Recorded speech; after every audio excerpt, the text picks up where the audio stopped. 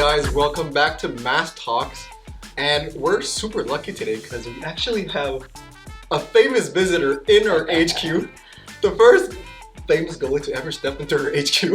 Usually we go to meet people. Well, I'm glad. I was excited to come here and just even spend a little bit of time and look at some of the great stuff you've done. And you know, a lot of the Mass that you have here are good friends of mine and guys that I've played against. So yeah, this is great. You're doing great work. So we have Darren Pang here. And this is funny because usually you're the one doing the interviews and I'm nowhere near as good as you, so it's fun to like switch it around, right? It is good. I don't mind being on this side. So what we're doing today, guys, is we're talking about mask a bit. Same as usual. And since we have Darren here, we can pick his brains a little bit on why he chose the artwork on his mask, who were his favorite goalies growing up, who he thinks are good goalie masks right now. So Darren, growing up, which goalies did you look up to? Well, I looked up to Rogie Vachon. I loved his purple mask when he was in LA. Right there. Big fan. Big fan of that. Yeah. Big eye holes, smaller goaltender. Did a lot of different things. That, you know, if you look at some of the video of Rogie Vachon being smaller, he was a great poke checker and he'd 2-pad slides and a great glove. And being a smaller goalie, I think he had to be ahead of it a little bit. But so I try to. He was faster, more absolutely. acrobatic. You know, I mean, you have to. When you're a young goalie, you want to emulate these guys, and but then there was Ken Dryden. Was the Montreal Canadiens were my favorite team. Was he like 6'4"? 6'4", and so I got the tall and the short of it, and but there's something about Ken Dryden that he just was. I was mesmerized by the way he played and his poise under fire, but then as you grow older, you find other guys. You know, the first time I saw Grant Fuhr, and then I got to play against Grant Fuhr, I was just overwhelmed and. Just how quick he was and just how calm he was. And it didn't matter if he gave up 5 or 6 goals, he would make that one save that would turn the game around and he would win 6-5. And, you know, it's like Devin Grant. Yeah, just like that. So, and then over the years, you know, like Mike Vernon was a guy that I'd watch him because now we're in the same era and now he's a smaller guy. And so I think things just always change. And to this day, there's still goaltenders that I really like watching. And some of them maybe I'm not so fond of the way that they play, so I don't have as much interest in watching them. And speaking from the artistic side, when it was time for you to design your mask, did you have like an artistic vision already that you wanted to see on a mask, or did you work with the artist to come up with something? How did you guys approach it? Well, Greg Harrison at that time had a couple of ideas, and being the Chicago Blackhawks, and he really thought the Indian headdress would be a real staple because over the years of Chicago Blackhawk goalies, yeah, exactly right. You had Murray Bannerman who had an iconic mask, a really great mask, and then Warren Skorodensky was the guy that I was with, and he eventually morphed into Bones and kind of a cool mask. That's crazy, that one. Huh? Yeah, it was. But then at that time, no one had anything like this. And so so the one thing I just asked him about was that can we do something where I kind of battled a little adversity. Right. And so what he did in his research was a lot of going against the wind, climbing stairs, climbing mountains, getting to the top. Especially a guy like you, a smaller stature. You have to battle more than everybody, I'm guessing, to get to where you are at the highest level. Yeah. You have to face more adversity then. Well, there always will be for a smaller player. For sure. I mean, you're going to have to do something that catches someone's eye. You're going to have to do something that is a little bit special because. Let's face it, not often do they want to give an opportunity to a smaller guy. So I was really happy about that. The first version of my mask, it got ready for the playoffs, and I believe I wore it in the Montreal Forum late in the season. But it had more. What, 86, 88, 87, 88, but really the 88, end of the 88 season, and then 88, 89 season, and 89, 90 I got injured. But this was more of a mustard yellow at the beginning. It was more like the gold on the shoulder and the gold and the colors here. And I didn't really like that. So when the season ended, you'll see some pictures of me with that being more of a goldie and almost like the top of the Indian headdress. And I just said, I don't like that. I want it red. And so they brought it back in the summertime and he redid it red. Okay. So that was the only change. You mean on the bottom of the chin? It was more yellow? Right here. All this red was a yellowy. Oh, it's definitely better in red. A bit way better. Right. Yeah. I didn't like it at first.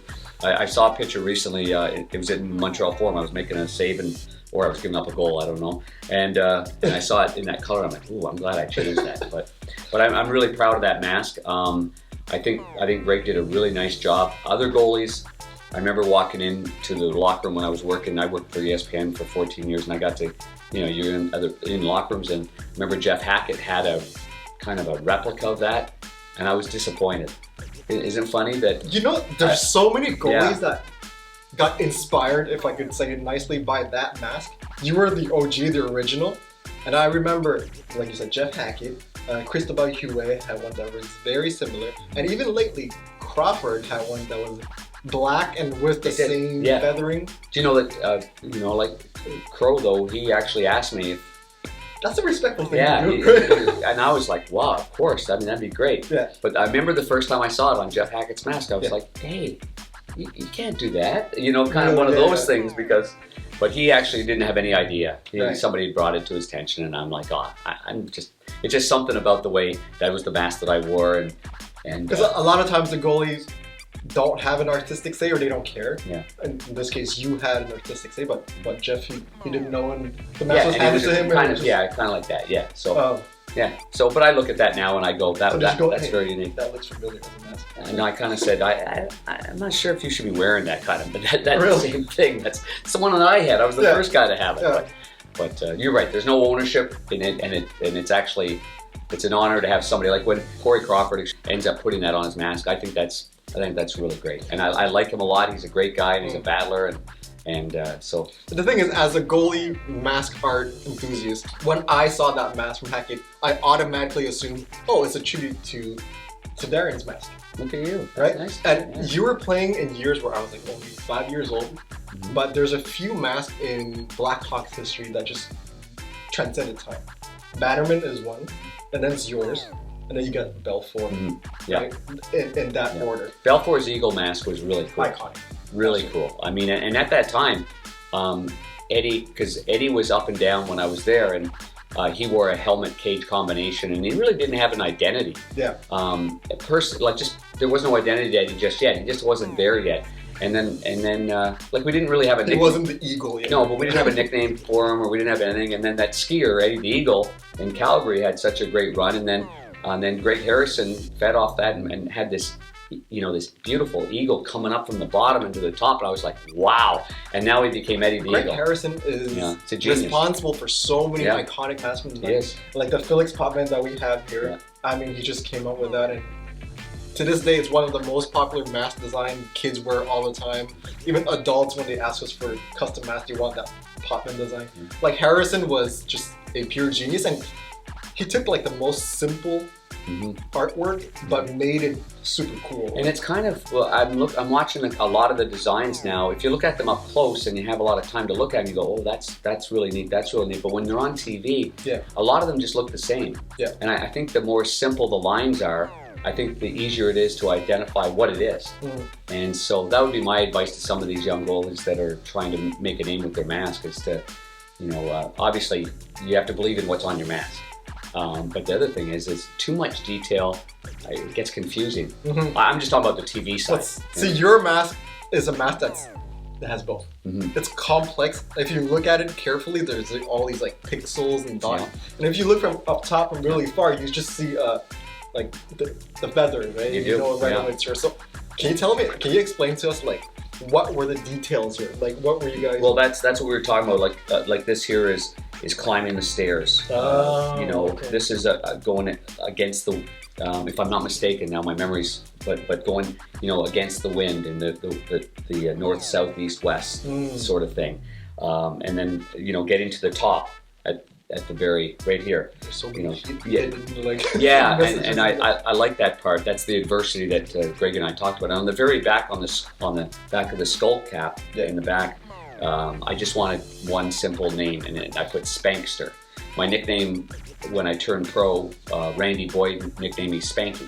Jim Ralph and Randy Boyd. So it was not Panger at the time. Yeah, well, I had a couple of French guys on the team that couldn't say Panger. They called me Panky and Panker, and so now one of the guys said Spanky, and they're like spanking our gang, like the old show. And so Spank, and then it turned into Spankster and Stir and all this. So it's kind of a tribute to Tribute to my minor league friends. I gotta By have putting you it write on. that down because we don't have any pictures, Of the back. archives of the backplate. So you're gonna have to tell us exactly how to make it. I'll send a picture of you. I have it. Oh, you do. Yeah, Okay. the Hall of Fame doesn't want the back plate at all. So Really? I had to keep the back plate. So Okay. I've got that at home, yeah. So that's the super exciting news, guys, is that we're going to be able to do some tribute hanger mask. We're super excited about that. They're going to be autographed. They're going to be available. Panger is going to be involved with the whole creative process. He's going to tell us what to put on the back plate. So we're super excited about that. And like I said, they're autographed, and we get to pick his brains as to the meaning of all the little details to make sure that we include it onto the mask. And like the chin, like what is going on the chin, like that has to mean something, right? Well, yeah, but I didn't. I just liked the design of it. I just thought that the arrows going that way and the diamond shape that way was. I thought that was a real. So it's just a diamond shape. Yeah, there was no true meaning to that other than it just finished the mask nicely with some sharp edges. Okay. Yeah, so Pretty excited about this. I know some of you guys have been asking us for a long time for some Panger masks. well, I'm glad to have them. So it's part of like Blackhawks history, and the Blackhawk fans love their history. They sure do. So guys, we're doing this for you. Thanks. Darren, thank you so much for My passing pleasure. by. Thanks. And I Good can't wait seeing to get these masks done. Sounds good. Thanks. Cheers, guys.